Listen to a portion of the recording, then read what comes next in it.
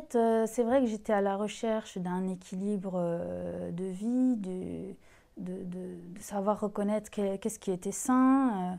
Je suis venue à l'Ayurveda parce que je cherchais surtout des alternatives pour me soigner, pour me guérir. Alors, ce qui m'a amené à m'intéresser à l'Ayurveda, d'abord, c'est parti de mes origines indiennes. J'ai commencé à m'intéresser à mes origines. Plusieurs options, c'était dans le bien-être, mais avec une association de spiritualité, de donner aux autres. Et il y a aussi cette recherche d'alimentation, massage, bienveillance. Aider les gens à mieux se connaître et à aller mieux, c'est ce qui me motive.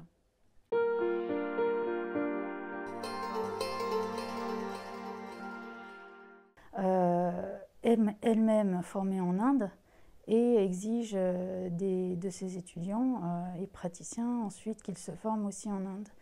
Donc, par ailleurs, elle s'appuie sur les textes en sanskrit, les textes de tradition millénaire. Donc, pour moi, c'est un facteur de sérieux. J'ai même rencontré la professeure de sanskrit, Vasundhara Filiosa, qui a enseigné le sanskrit à Joyce. Et donc, pour moi, en fait, ce qui fait l'intérêt de la formation Ayurveda et Conscience, c'est que certes, on s'appuie sur les textes anciens, mais c'est quelqu'un de ma culture qui me parle, avec mes mots et ma culture. Donc, c'est plus facile d'appréhender les concepts quand c'est des Français qui se sont en fait formés et qui peuvent restituer dans nos mots ces connaissances-là. Joyce était précisément la personne que j'ai rencontrée quand j'ai cherché une alternative pour me soigner. Je ne connaissais pas du tout l'Ayurveda avant, je ne connaissais pas Joyce, je ne savais pas qu'elle ouvrait une école. Et c'est elle qui m'a soigné, qui a soigné mon genou. Et à ce moment-là, elle ouvrait sa première école qui était l'Institut français d'Ayurveda. Et quand elle a ouvert cette école, je me suis inscrite tout de suite, pas pour devenir thérapeute, mais juste parce que je voulais vraiment me comprendre, apprendre. J'ai trouvé qu'Ayurveda et Conscience répondait exactement à ce que je cherchais en termes d'organisation. Comme j'ai d'autres activités à côté, ça nous donne la possibilité de travailler à son rythme, avec les premiers modules donc chez nous, qu'on valide ensuite à distance. Et ensuite, c'est bien l'idée de se regrouper sur Paris, d'ailleurs, à des personnes qui venaient de Suisse, d'Alsace, d'assez loin pour nous rejoindre et continuer donc à travailler ensemble, se réunir. Ayurveda et Conscience, c'est un tout sur la médecine ayurvédique. C'est pas uniquement spécialisé dans le massage. Et après réflexion, je me suis dit, mais le massage c'est bien, mais c'est qu'une partie de l'Ayurveda. J'ai envie d'avoir une vision plus globale, d'avoir aussi une approche historique, avoir cette approche sur l'alimentation, sur tout ce qui est énergie. Donc voilà, c'est vraiment pour ça que j'ai choisi Ayurveda et Conscience, parce que pour moi, c'est vraiment une offre, un parcours, un cursus global. Parce que j'ai une vie en France, à Paris, et du coup, je cherchais quelque chose qui soit facile d'accès et à la fois complet. Parce qu'il y a plein d'instituts qui forment soit juste au massage, etc. Mais un institut de formation qui puisse nous suivre sur les 3 ans ou les 3 ans et demi de la formation, il n'y en a pas beaucoup en France, pas beaucoup à Paris.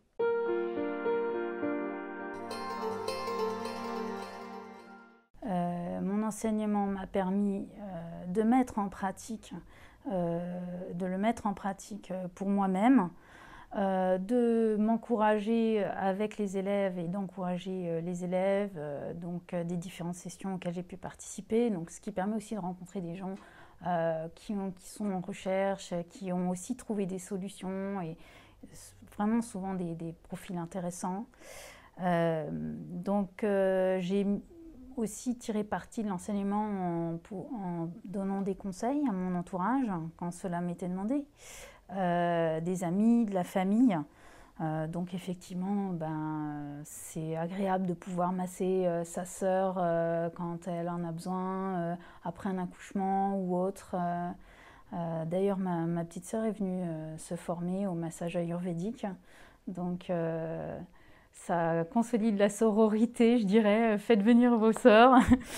Et puis, il y a eu chez moi des changements, c'est-à-dire que je pense qu'en ayant pris conscience d'un certain nombre de choses dans mon alimentation, notamment, puisque j'ai fait la session diététique, ça m'a permis d'être considérablement plus zen, plus détendue, et à contrebalancer mon côté un peu vouloir régenter, vouloir superviser et contrôler. Donc en fait,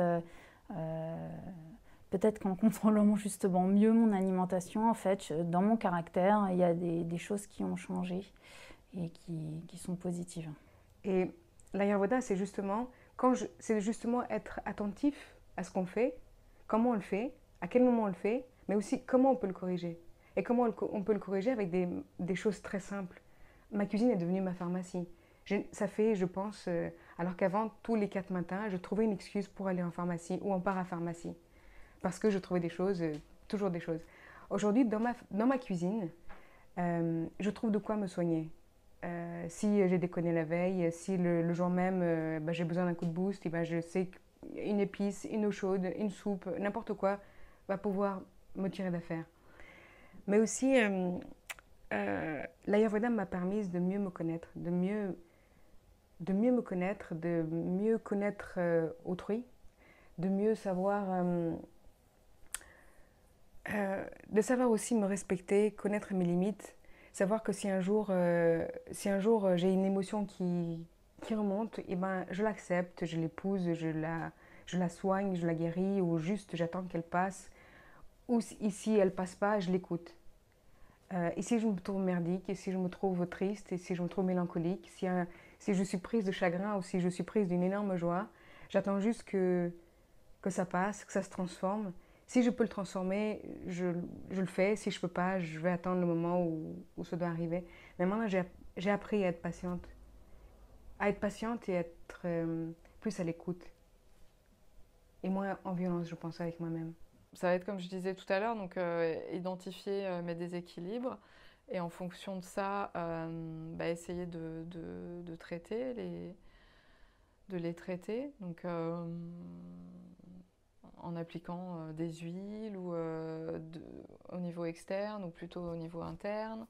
Ça va être les massages et puis prodiguer des massages aussi aux personnes autour de moi en leur donnant des conseils. Il y a des personnes pour qui c'est évident en fait, c'est-à-dire que je vais prendre le cas de ma mère qui est Pitta à fond, qui a un déséquilibre Pitta. Et c'était clair en fait, et elle était attirée que par des éléments feu. Et donc je lui ai dit qu'il fallait que c'était pas bon pour elle. Personnellement déjà, beaucoup, parce qu'on a des petites techniques, hein, on a les automassages, etc. Donc il y a des choses que je pratique tous les jours, au niveau hygiène de vie, je dirais, et au niveau diététique aussi. Je mange beaucoup plus avec des épices que je choisis, etc., en fonction de mon humeur, mon état de santé. Je fais ça à la maison aussi, ce qui veut dire que j'ai 2 grandes filles et elles aussi, je leur apprends un peu à s'alimenter correctement ou à faire des activités qui leur correspondent. Selon leur état d'esprit, etc. Et puis après, tous les petits bobos de la vie de tous les jours, comme une angine ou un rhume, ou ce genre de choses, un mal à la tête, on le soigne à la maison grâce à l'Ayurveda.